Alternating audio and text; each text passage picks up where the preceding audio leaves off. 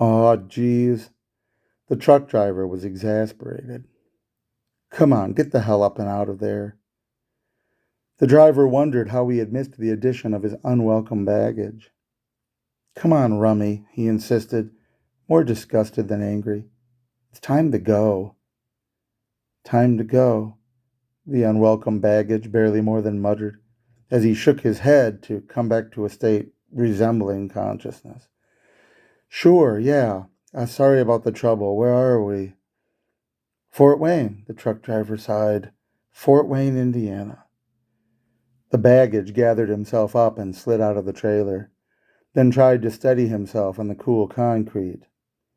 As he began to stumble away, the truck driver called behind him, Get some help, man.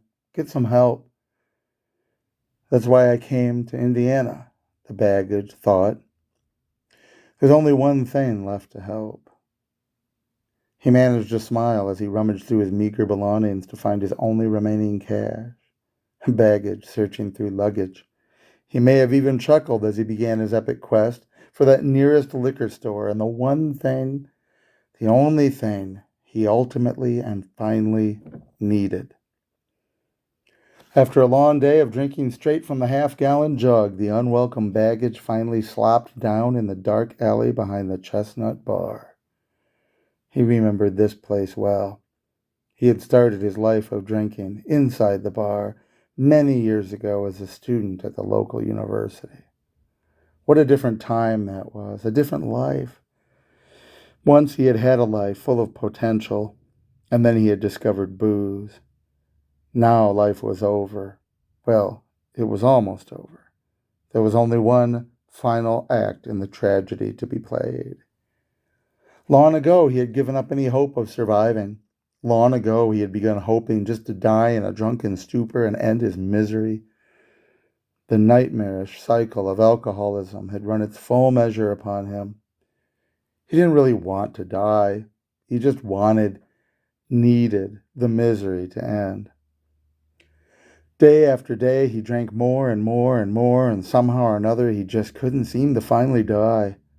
Each time he would black out, he would come to again and curse, wondering just what the hell it was going to take to finish him off.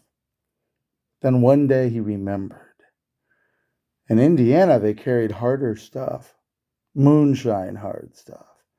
It was perfectly legal to buy 190 proof stuff right off the shelf and drink it. That was his epiphany, his final epiphany. Stealing rides, hitching rides, the unwelcome baggage had finally arrived here at this alley, weapon in hand. He was very near blackout phase and could feel it coming on. This was the moment, and he took it.